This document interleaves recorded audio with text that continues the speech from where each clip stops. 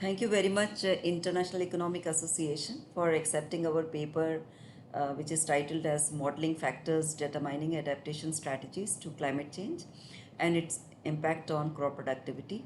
This is a case study of Bihar state of India, and both of us are presenting here. Various impacts of climate change has been observed over a period of time, including increase in temperature, flooding, and drought. And this climate change has been considered as the greatest global market failure. Different regions, different sectors are having different vulnerabilities, and there are sensitivities and adaptive capacities. Researchers have identified different impacts on various sectors, including coastal areas, forest areas, biodiversity, agriculture, health, water resources, energy, etc.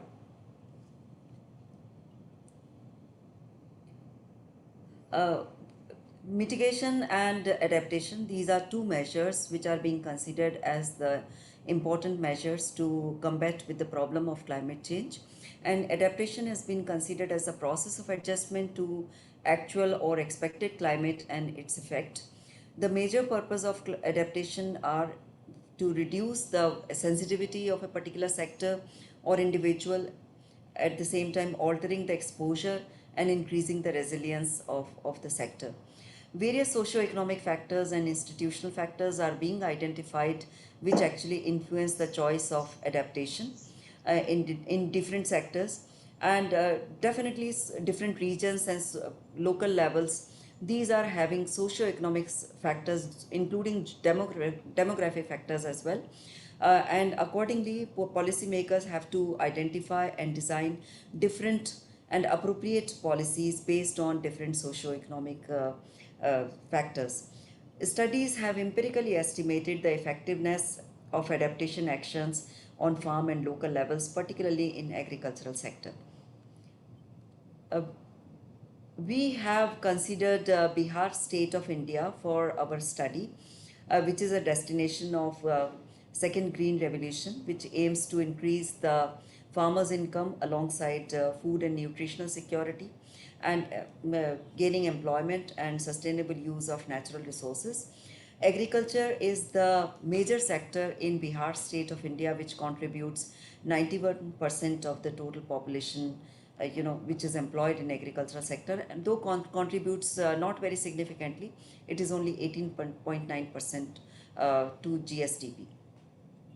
As far as geographical area is concerned, we have got three sub-agro-climatic zones in Bihar state: northwest, northeast, and south of major agro-climatic zone, namely as Middle Gangetic Plain. There are different land holdings, majorly small and marginal, which is comprising of 91% of the marginal land holdings. We have considered three-stage sampling in our study. In the first stage, we selected 7 out of 38 districts of Bihar from 3 sub-agroclimatic zones with different meteorological and soil attributes. In the second stage, we considered 72 villages out of 7 districts, and these villages were chosen based on their distance from the district headquarters. In the third stage, we selected 735 farm households from 72 villages, which were selected systematically and randomly, with different land holding sizes such as marginal, small, medium, and large. And we used a pre-designed structured questionnaire, which was actually tested in our pilot study before going for the major survey. Then farm households preliminary information was gathered from the office of the head of the village. Finally, we took into consideration 7 farm households and statistically analyzed our data from these 7 farm households after removing outliers and incompleteness. Over to you, Chandan. Thank you, Professor Vijaya, for explaining the background of this study. And based on that, you can see the visualization of the village selected for the final survey. So the village has been selected from the 7 districts, which lies in the 3 different sub-agroclimatic zones of Middle Gangetic Plains. Going forward to it, we have built up our study based on the transformation cost concept, which defined by Lovell. He told that the several adaptation strategy which has a very low transformation cost has been frequently used by the farmers. We have also seen that in our study area, the several farmers are adopting crop varieties, land rotation, increasing irrigations. These are always need to have a very low transformation cost. But we have seen that the very less farmer is adopting a very high transformation cost adaptation strategy, which is soil conservation, water conservation, horticultures, planting vegetable things.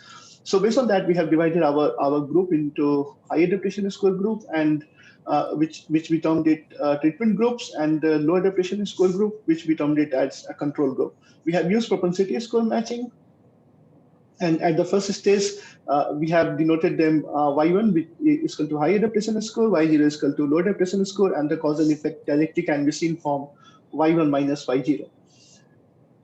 Based on that, moving forward to this, our normal perception is based on that the farmers will adopt a higher number of adaptation strategy if they will feel that the revenue is going to be greater than expenditure.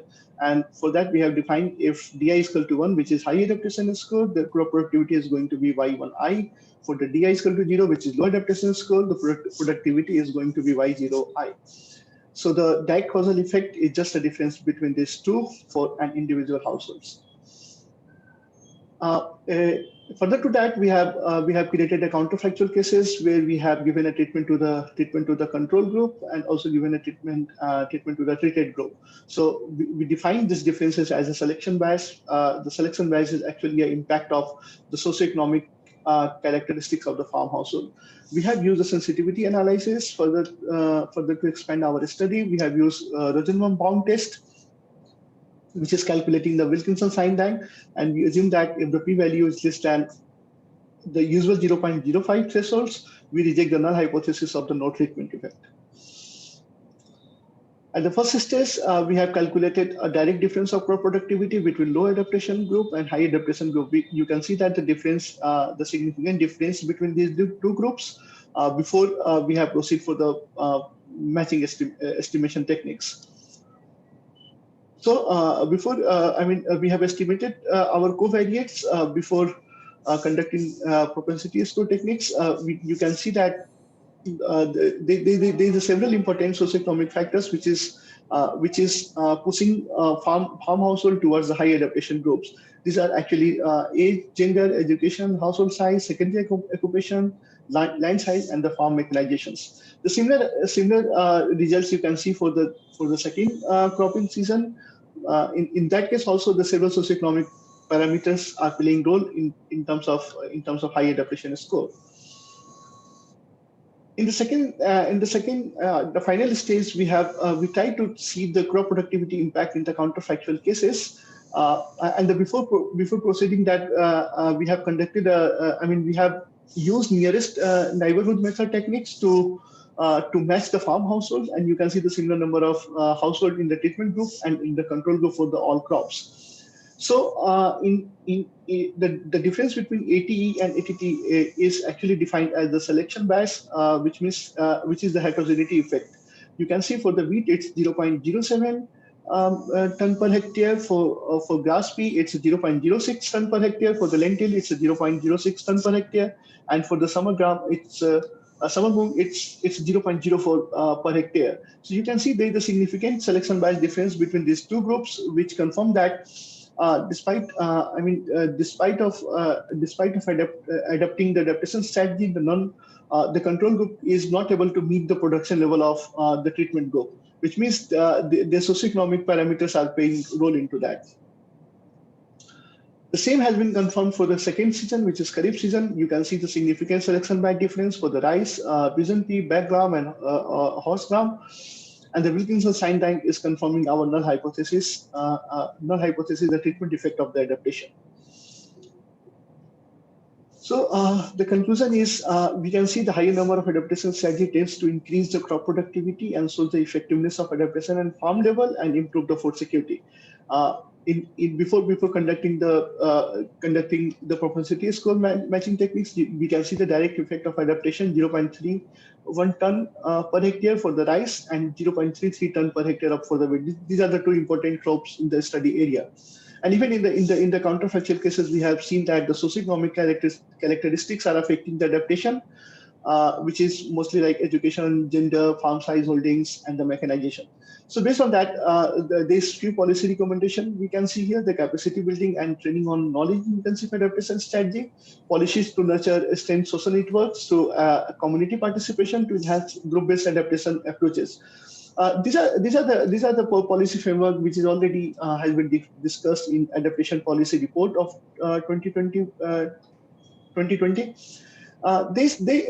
We also want to extend our recommendation that the Bihar state is already having the JIPCA project initiative, which provide the knowledge related to the several parameters in the Bihar.